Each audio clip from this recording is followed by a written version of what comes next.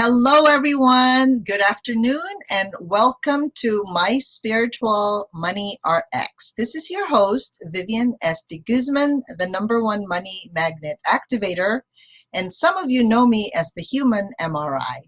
And today we have a few authors from the Asian Women Who Boss Up that's here with us today so that we can hear a little bit about their money stories.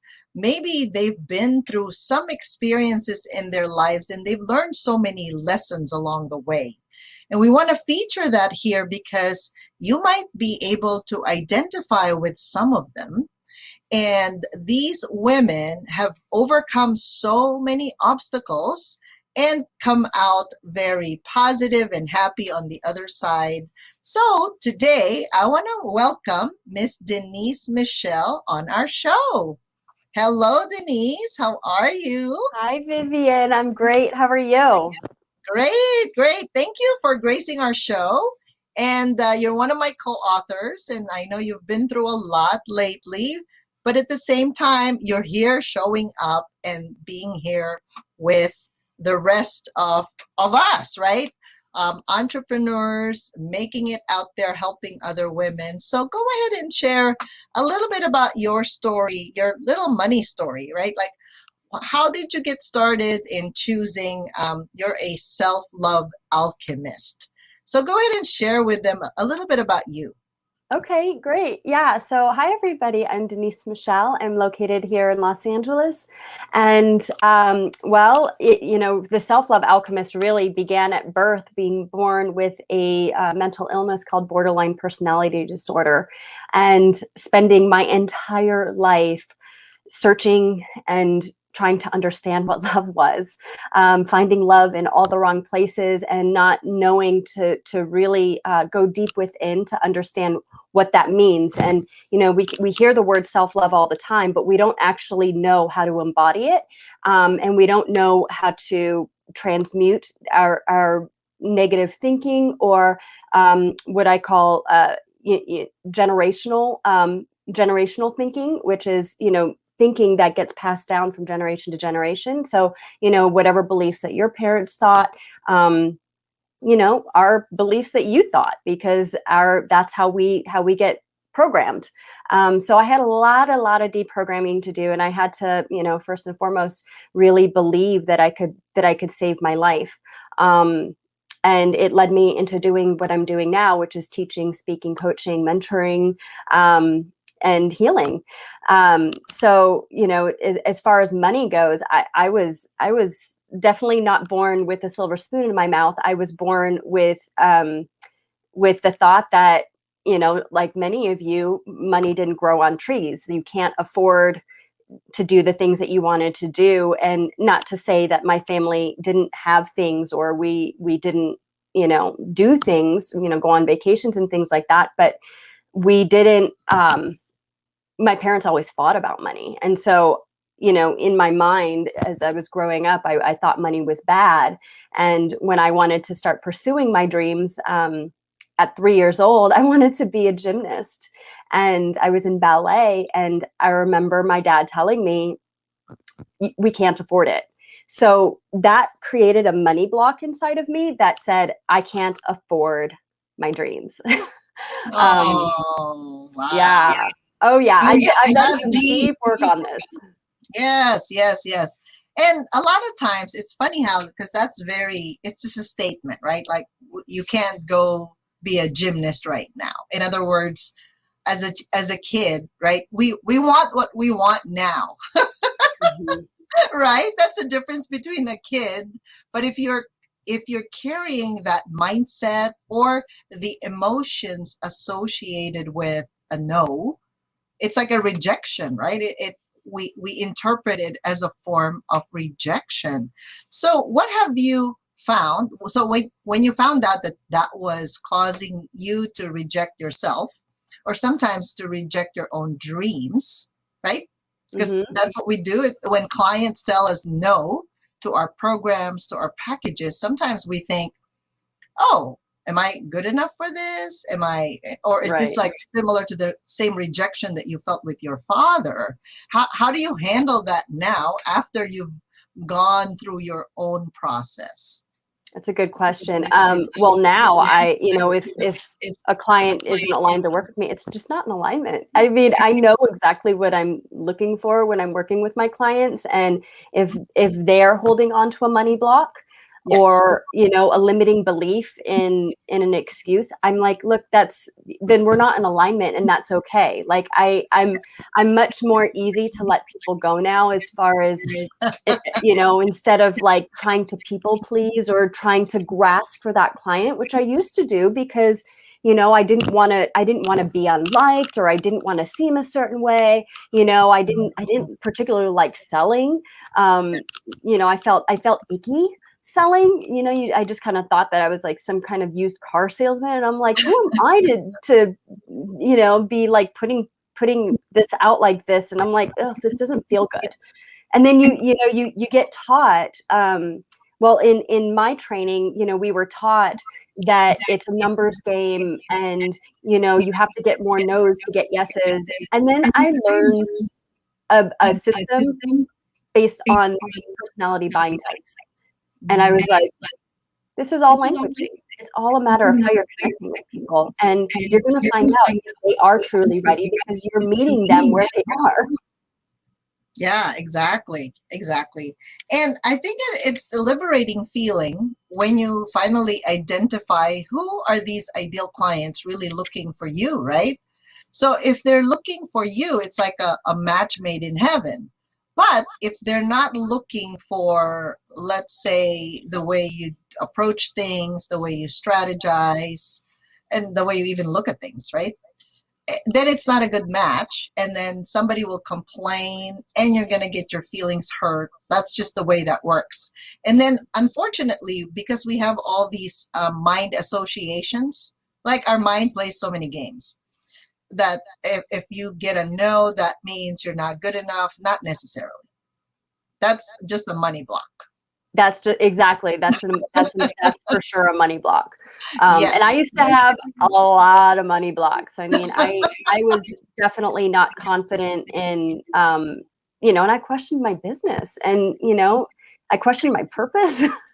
And it was like, yeah, it was gross. It was like it was not in alignment with who I really was. And I made a decision to start going really deep into my healing. And I worked with a coach for about a year, where we did hypnotherapy work, and we really broke through the archetypes of my self-sabotage. And because I knew underneath it all, like I was meant to be doing what I'm doing now. I just didn't know how to catch up the belief to the reality, right? Yes. So I kept sabotaging, and oh my gosh, the first year of my business, I sabotaged so much, so many clients, so much money, because I couldn't get there. And I was still holding on to this scarcity mindset. Oh, there's not enough. How am I going to survive? Oh, I have to keep grasping going. I was in hustle mode, and hustle mode does not work for me.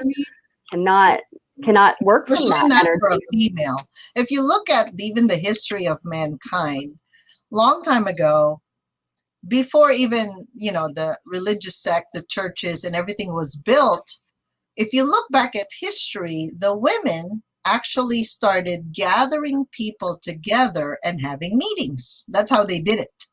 But then, of course, the men are very analytical, right? And again, this is not a way to sabotage men versus women, but I just want to share with the audience, in the past, the women gather one another and then we talk, right? We just go, what's the problem? Here's the ways that we can solve that problem. So that's how men and women in society interacted. But then eventually the men realized that women have a way of bringing people together. It's like, look at these people. They're all together having a good time, solving each other's problem. And then they started categorizing, containerizing. So if you look at even at business, that's how they do it now, right? Yeah. So women, we flow like the river or the water or the sea. And the men start to put containers, labels, right? the boundaries. Okay, who's in, who's out. So that's how we complement one another. But I'm telling you guys, it all started with women gathering people together. And then the men figured out how they can contribute to the flow. And then suddenly here comes all these like structured ways of being. But if you're a woman and you're trying to be a man, it doesn't quite work. Or if you're a man trying to be a woman, both of them, because we have that on in our bodies, the right side is male, the left side's female. We combine the two forces together and it becomes this united, integrated whole. So if you can look at business like that, like you can't be all women and then you can't be all men. It's got to be some form of a holistic, integrated approach. Then it becomes so much better. 100%. I know that I can tell when I'm too far in my masculine or too far in my feminine because I tend to get hurt on one side of my body than the other. Yeah, it's fascinating. Like even my surfing accident is on the right side of my face. And I know I was too far into my masculine when that happened. Yeah. Yes. Definitely. Oh my goodness. Like yesterday I stubbed my toe. I was doing something and I knew I was in a little bit of a anxious energy and I stubbed my toe and it was on the right side and I was like, okay, I know I'm too far in my masculine. I gotta come back. Oh my gosh. All right. Yeah, so what we wanted to do is also address some of the audience that we have right now. They may have some questions for us, right? So the journey comes in with you have a goal, right? We have a dream of some sort. By the way, Michelle, would you like to share with them, or Denise? I call you Michelle and Denise because that sounds the same, right? It does. I get it all the time. And I'm like, oh, it's fine. Michelle, yeah. It's all the same to me. Share with us, like, I know the dream, usually it changes. The dream changes, right? Am I correct? That's right. To me, it evolves. It's like it evolves, right? From last year, my dream was different. And then now as it keeps on growing and morphing, we get scared. That's normal. We're humans. Right? We get scared because now we are in a different level of engagement, so to speak. And we can share exactly who we are, who we've been, all the lessons. By the way, all of us like healers, coaches, mentors, we've been through that, right? Yeah. And that's, if you want to choose a mentor a few steps in front of you, that would be great, right? Because sometimes we try to reach for this goal and then it's just this disparity. It's kind of like, I don't understand what she's saying. Well, because if they haven't been in your shoes, then that may not be the right fit for you. Exactly. Does this make sense? That's how we attract one another. In your experience, when you have this big dream, right? There's always a lot of question there on money, health, relationships. They all come together. Am I correct? Yep, absolutely. All of those get challenged. It's not one thing, by the way. To be an entrepreneur is a very interesting journey because you're going to be pushed to your limit. Can you share with them how do we navigate this? It's kind of like saying, I'm going to go down this river rafting. I don't know where I'm going. Well, it's important that you do know where you're going because otherwise the river can take you everywhere. Yeah. So are there any good tips for people to listen to or to even just understand at what level of the game they're at? Yeah, absolutely. So one of the things, this is actually how, because I do something called dream building, and I was trained in it by my mentor, Mary Morrissey, and it taught me how to reverse engineer and to really understand what dreams were and how to start not only targeting and finding the direction to start moving toward, but to see what was authentically like aligned with who I was as you know, a human being on this earth and how it aligned with my life's purpose. And so when I work with people, I I do that with them. I actually have them break down their core values and their legacy. And I get them to like open their mind to think about things that they're like, oh my God, these are really deep questions. They're simple, but I never thought about life in this way. And I have them break it down into quadrants and take assessments of like, well, if let's look at this quadrant, on a scale from 1 to 5, how do you feel about this? Are you satisfied or are you not satisfied? Because when we know what we don't want, we know what we do want. And the funny thing is that we are programmed to constantly focus on what we don't want. So then it just becomes a complete, just a constant chatter and a complaining, as opposed to there's a solution for this. And you don't have to stay here. You can actually start to understand what you do want and start moving towards, that the vision with sustainable goals. And that's what it comes down to. It's baby steps. Like, how do you get to the dream? It's all baby steps and consistency and persistence and and forgiveness, a lot of compassion. Exactly. And I think that's why we usually like our last Up Level 2021 event, right? Last Saturday. We always look at the bigger picture and then we condense it, like you said, even in quarters. Because a lot of times when the goal is too big, it's kind of like if somebody says, I want to offer you a sandwich, but the sandwich is as big as the world, you're thinking like, where do I bite now? Right side, left side, sideways, underneath, where do I start?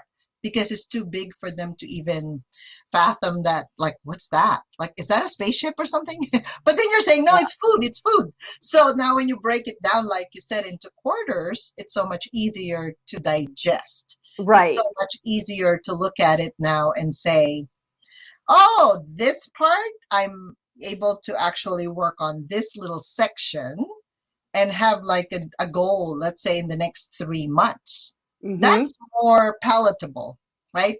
Like Right. you can go, oh, 90 days, 3 months, I can do that. Okay, so now like, what am I supposed to do every single month? And believe it or not, if you think of, if you're going out of your employee mindset going into entrepreneurship, it is so much easier if somebody holds your hand and you kind of bite, okay, this is what you're working on right now, then you go to the next one. And I've seen this a lot because I do energy work, right? When you tell them you got to work on physical, emotional, mental, psychological, psychic, spiritual, they go, what? What am I going to work on now? Yeah, they don't understand, because I would say 90% of the work that I do in my business is my inner work. Yes. And 10% it's inspired action. Because that's the thing, is that as I up level, I have to truly believe that I'm worthy and deserving, because there are moments that I'm like, oh, there's another limiting belief, and it's all in our subconscious. And that's the thing, is that what people don't understand is that like I mentioned, when I was 3 years old and my dad told me that we couldn't afford me to be a gymnast, and then I created a thought that I can't afford my dreams, and I just decided not to dream big a good portion of my life, because of that one thing at 3 years old. And I look at that and I'm like, it's really important for us to observe, notice, and redirect, when those things start to come up. Yeah, exactly. So now if that thought comes up for you, so let's say, because this is normal conversation in the entrepreneurial world, right? So we got an offer, right? The Asian Women Who Boss Up. It was a book. And at that time, I remember you were going through some tough moments in your life, but then somehow you still said yes. So what made you say yes to that book, like that project? Well, I wrote the vision 3 years ago that I wanted to be an author, and I wanted to be a best-selling author, and I wanted, that it was part of my vision. And I've had other opportunities to write books and things like that. And I actually started writing my first book, and I had the publisher for Eckhart Tolle's The Power of Now interested in my book, and I froze. Wow, you froze.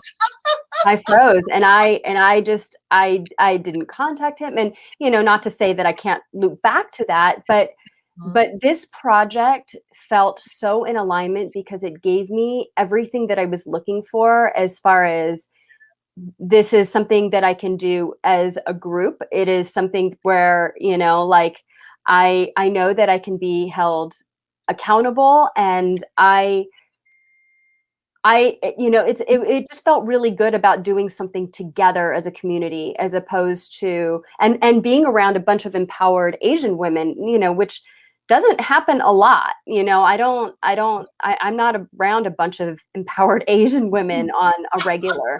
That's so So true. even though I am half Filipino, Yeah.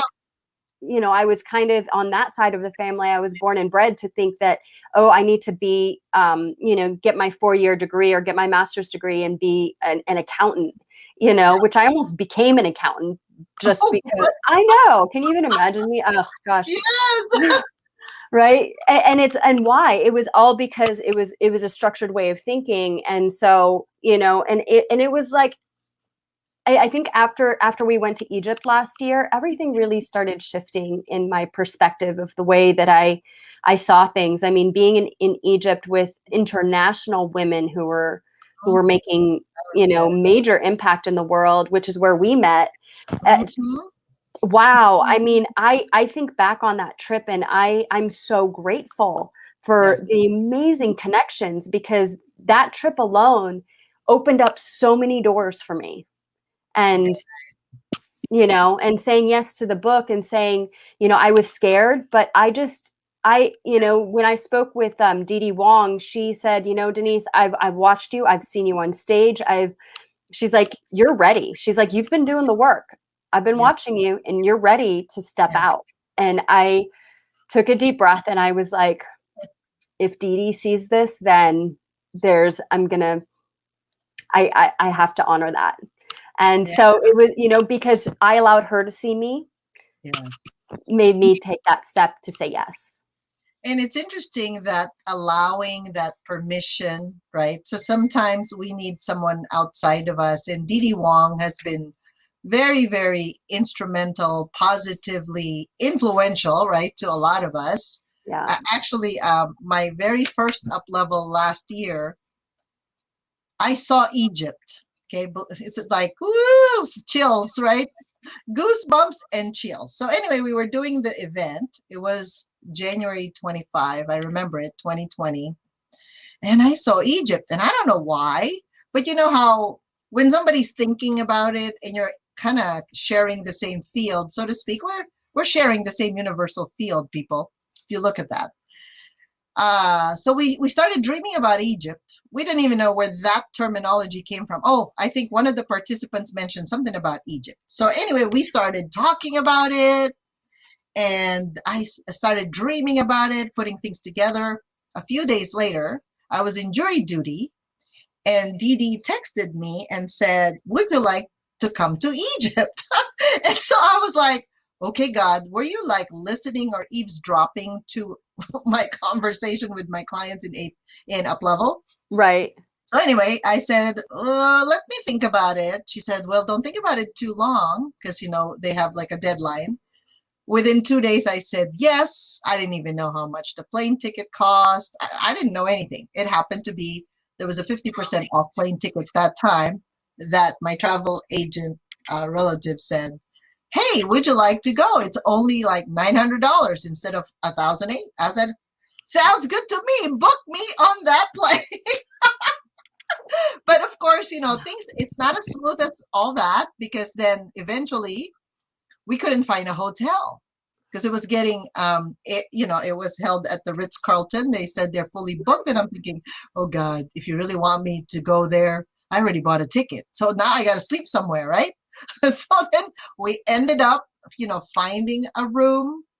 Of course, we roomed together. I was with Lisa and Marie. So I've invited other women to again share the stage and be with other people. And it was magical. It Mm-hmm. was so magical, that trip. And then, of course, we came back 2 days before lockdown because of the COVID-19. I mean, how synchronicity works, right? Yeah, it was pretty incredible. Yeah, because yeah, I got home March 10th and then March 11th is when they announced the lockdown, and I was just like, wow, you could not have timed this more perfectly. Yes, You know, exactly. because We didn't I get mean, I stuck remember we anywhere. were yeah, and we were hearing about COVID while we were there. You know, we got our do you remember we got our temperature taken and everything, and so we knew kind of the risk that we were taking to go to Egypt, but at the same time, I wasn't allowing it to cloud Yeah, what we were supposed to be doing there, you know, yeah, and to really have the full experience of what magic yeah. Egypt was Be there to present unlock in for that all of moment. us. Yeah, talking about being present in the moment, right? So obviously, if you allowed fear to take over, that's not going to work, obviously, Right. Right. because you wouldn't have enjoyed Egypt to begin with. You wouldn't have enjoyed the magic of what that place really did for us. So Right. yes, 2 days we were on stage, but then after that we were in excursion for 4 days. Like how magical was that? We got to see That was places we've never so been. incredible. Yeah, I mean, I felt when I went up into um the tower, oh, what's it called? Not the tower. The Great Pyramid. And I went inside of it. Yeah. I don't know if you went in to Yes, I that. You did. Okay, so you probably received an upgrade, you know, an energetic upgrade, because I felt very called to go in there. And as soon as I touched the tomb at the very top, I just did. burst into tears. Oh, And I didn't know what you know, like I just knew that there. I just had to allow myself to receive whatever was yeah. coming in, um, and I'm so glad that I had that particular experience, because again, like during the lockdown and during COVID, it propelled my work, and it really, because I had read that, you know, Giza is the throat chakra of the earth, and everything that I've done in this last year has everything to do with speaking and communication and writing the book, and right, it's Empowerment, right? yeah, Empowerment, not just for others who would also, because you know how when you actually do the activities you do in business, remember that whatever emotion, whatever's going through you, somehow that energy gets transferred to your work, whatever yeah, that work is. Does that make sense? yeah, And I absolutely. noticed that it's actually more powerful when there's some emotions involved in doing the activity than just doing it, just for the sake of doing it. Does that make Yeah. sense? Yeah, Yeah. absolutely, It 100%. carries it through, so to speak. So when we now have this book project, another book project, Asian Women Who Boss Up. I remember when I first started, I'm like, oh, here's another book project, because this happened to be my fifth book. But at the same time, it has a different flavor to it because now I'm with my Asian sisters, which was a different perception of it when I left the Philippines, right? So we're both Filipina. I'm pure Filipina. And then I came to America in 1991. And, America for us was great. And then I'm like, I wonder what else is in America. But I realized it's like a hybrid, especially California. It's hybrid of everything and everyone. It's like a melting pot, right, of all the different cultures. I'm kind of glad I'm Filipina because I look at things so differently than other people. So Yeah. yeah, whatever, it doesn't matter what nationalities, what I took from that. It's really how you understand each other at a soul level, at a very deep level, because you could be Egyptian, you could be American, you could be Chinese. It doesn't really matter. But we have a common language of the soul, so to speak, right? We're able to understand and connect with one another. And what I understood is you're not for everyone either. When you're in business, there's certain people you connect with, and just be okay that that's your tribe. Now, if you want to change tribes, that's for you to discover. But the journey itself is wonderful because you learn so much from every single person you meet. Yeah, there's a saying that says your vibe attracts to your tribe. Mm. And I do believe that in a lot of ways, because and I was even just remembering how we met, and we were I don't know if you remember, but we were Yeah, we out were outside we while were we were outside. having some snack.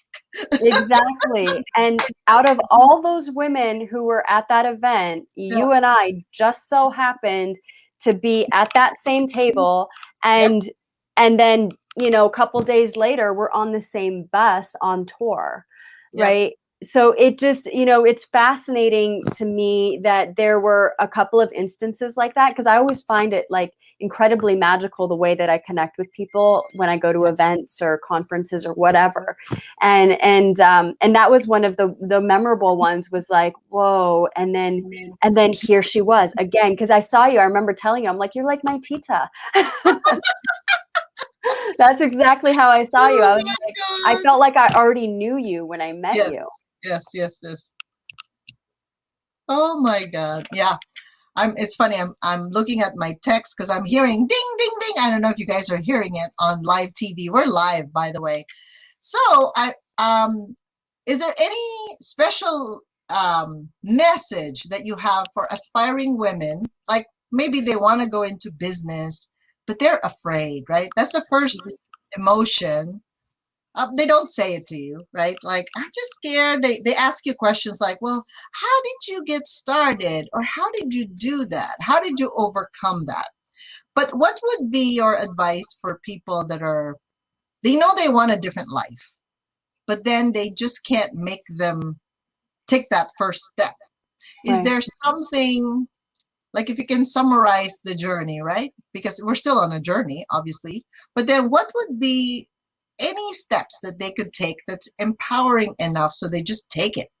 Well, I mean, it is just to start, because, you know, we haven't talked about this yet, but I filed for bankruptcy a few years ago, and you know, I just could not see a way out, and it wasn't like I just spent a bunch of money to go shopping. I spent it on my healing, and you know, at that point I had closed my yoga studio. I've been an entrepreneur for gosh, almost 12 years now. So you know, closing the yoga studio and becoming a solo teacher, and not getting fully in my path yet, you know, and just trying to keep up with everything, and then finding out I was sick with mold illness. I mean, there were so many things that were going on, and I ended up filing for bankruptcy, and I bounced back from that and created a six-figure business.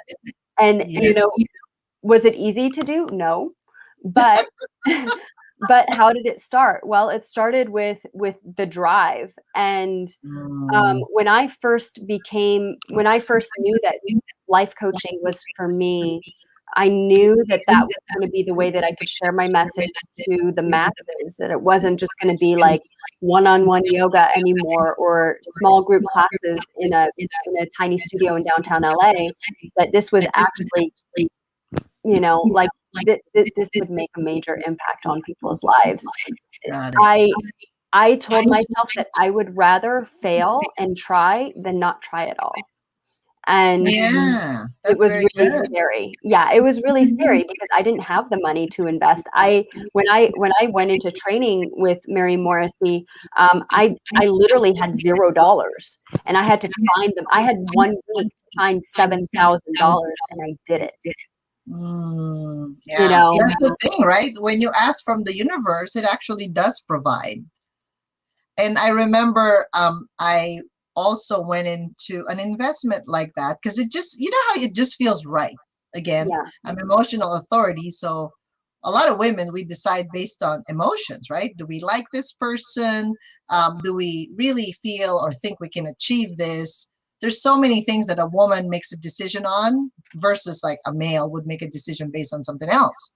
But when it feels right, almost like every cell in your body just knows it. It's like, right, yes, I'm gonna do that. right, and it's scary. It is I'm not scary, right? I'm not Fifty saying that thousand I went dollars, into like it with like, huge. you know, Yes, sunshine and butterflies. I went into it terrified. It was exactly. like, because I knew I was at the edge of the cliff getting ready to jump, and I was like, I do not have a safety net down there. I have to grow my wings on the way down. Yes. But you know That's what? the key. That's the key. We all have our angel wings. That's what I call it, angel wings. And when you actually don't know, because the mind doesn't know the future. I always tell that to the clients, but then they don't know that they don't know what they don't know, right? So the future, nobody has painted that for you, but you have to paint it yourself. You got to walk that path. So when I said yes to that 50K, then you know how bills come, right? And I go, oh, that thing is due. That thing is due. Like, whoa, where am I going to get that? And then somehow you develop this tenacity, this strength, and all the skills magically appear because I think we all have it. We all have the skills inside, like waiting to wake up. It's like the sleeping giant within. We're all capable. The question is, can we give ourselves permission to wake up that giant? Because when you're a sleeping giant, then here comes the fear of failure or the fear of success. Even for me, the fear of success was bigger than the fear of failure. I realized that. Yeah. I was like, oh, I have a fear of that because people may judge me. Like these are the things that may show up, right? Yep. People may say, well, who are you to do that? Who are you to say that? And for us, that shame, the guilt, the blaming, like all these other things start, it's like skeletons in the closet. They all come out. And now if you keep on doing it though, the first time it happens, of course, it feels weird. But you do it second time and third time, even this TV thing. Who am I to appear on TV and ask guests to just show up and interview them? You know why? Because I learned so much from their stories. I learned so much that I'm not so different than them. That's what I'm learning a lot. Yeah, and we're human, and we're all here to help each other. And as long as we open ourselves up to that, open to the receiving, and not just the giving, then our whole world really does open up, because then we learn not only how to trust. It's a deep trust of ourselves that, you know what, I can trust myself enough to know that I can ask for help and I can ask for support. Like that was really huge for me. When my mom died in December, gosh, it still feels so new, you know. Yes. But that was, you know, right in the middle of this book project, like having this group of women holding me, and I didn't feel judged. I didn't feel, you know, I felt like everybody was willing and open to like, hey, do what you can. We're here to lift you up. And I did not feel like I fell into some deep, dark hole one bit, because I had so much incredible support around me. Yep. And it takes a village. We don't do this. You did not become successful on your own. I did not become successful on your own. We do this as a group, as you know, it takes a village. Yeah, exactly. And when finally you can accept help, right? As much as you receive help. By the way, that's the formula for that, right? The more you receive, the more you give, vice versa, right? Yeah.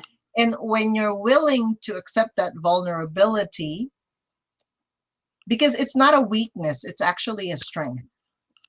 It's actually a strength. So when I opened myself up to the Asian Women Who Boss Up, the group that Tam Look created, how many of us? 16 to 18. And then there are other book projects related to it. So that's how you connect with one another. And of course, they have other friends and other networks. So you see, you don't have to do it alone.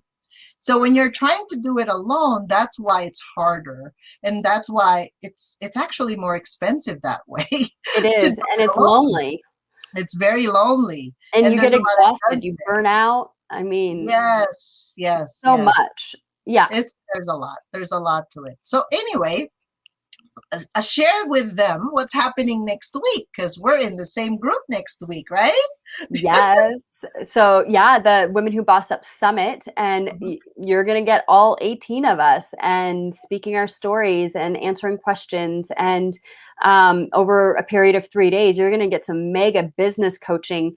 And it's not just on business. It's like, how did all the, 18 Asian entrepreneurs, you know, create and heal and grow and defy the odds. I mean, some of us, like for me, I do talk about suicidal depression. Another author, she talks about how she survived losing an 8-figure business and having breast cancer at the same time. And then we have drug addiction and alcohol addiction in there. It's just and then we have, like you talk about, financial freedom and building on that, and what does it take to do that, and it's so incredible. Like, I learned so much from this group of women, just even being on our calls or in our Facebook group, or just in our group chat. And you guys keep me going in so many ways. It doesn't feel like competition. It just feels like we're just all rooting each other on. And Yeah, it's just like, definitely. and everybody dreams as big as I do, and I'm like, oh, this is cool. Like, there's no limits here. Nobody's saying, what are you talking about? We can't do that. Everyone's like, Yeah, well, why can't we do that? And I'm like, yes, let's go. yeah. I remember when we created our clubhouse meetings, right? It's like, okay, who can host this? Who could do this? And then from there, the networks just keep on growing.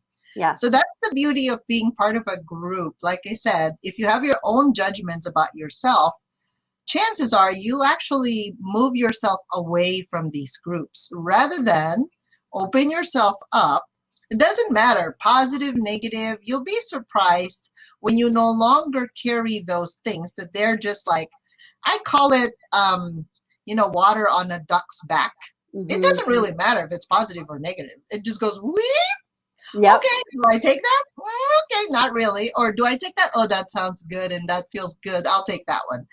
So you just kind of go with the flow, right? Yeah. And you learn so much about other people, and then how they overcame that, and how you can apply that in your own business. Or if you're just Right. starting a business, it's still a good way of surrounding yourself, right, with at least 5 people that maybe have the same vibration and frequency as you do, because you're going there. Yeah. You're going up there with them. Yeah. So And get that's a, I tell people, like, I will never ever go in my entire life, I don't think, without having a mentor in my life. yeah, that's right. It's, I'm constantly learning and growing and studying different things. And it's just like, I'm not here to recreate the wheel. There are No. people, I'm here to do it my way, but there are people who've already paved the path. And I'm not copying anybody by doing what I'm doing. But I look at this event, for example, for someone who's coming in, like, there's a young lady in our clubhouse group who's 23, who fresh out of college, and it's COVID, and she can't find a job. And so Mm, she created her own podcast, and she is coming on these clubhouse calls every week and asking us questions and saying, you guys are my role models. I'm an aspiring entrepreneur. that's I'm like an free aspiring coaching from author. all these professionals, if you look at it, right? Yep. Just And social she network. keeps showing up every week. For the last 5 weeks, she has showed up, and we've become friends. And I let her know, I'm like, look, you keep asking those questions and you keep showing up, because I promise you something is going to happen for you too. I said, the fact that you're allowing yourself to be, just like you're saying, like, hang out with those 5 people, Yep. I have no doubt this young woman is going to do amazing things in the world, Oh, and that's she's going to be so at our good. summit. And like I said, sometimes you just have to really think about just one client that you can help. You don't have to think 5, 10, 50, not right now. If you're starting new in business, just start with one. Because once Yeah. you help that one person, guess what? I'm sure they're going to talk about you. All right. Yeah. So just Yeah. keep on doing that. Yeah, absolutely. Wow. So on our Facebook group and even on YouTube, we're going to create that. We're going to give them that link on the Asian Women Who Boss Up Summit. We're going to do it next week, Monday, Tuesday, and Wednesday, you guys. We're going to be there online, right? Is it via Zoom? It's going to be a beautiful event that we're going to be part of. So we invite you to actually sign up and be part of the Asian Women Who Boss Up Summit.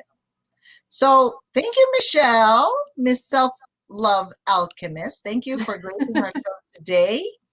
My And we pleasure. hope Thank that you. people find this very beneficial for them. I think, let me see if we have any other questions from the audience. Not right now, but that's okay because you're going to see the replay of this on Facebook, Human MRI and Wealthy Money Mindset, and also on our YouTube channel, Vivian Money Magnet. So thanks, Michelle, for being part of the show. My And is pleasure. there Thank a you, way Vivian. that they can connect with you? Is there an email or Sure. a link? Sure. Yeah, I would say you can go to my website, bridgethelove.com, and you can find info about me there. If you want to connect with me, it's just simply Denise at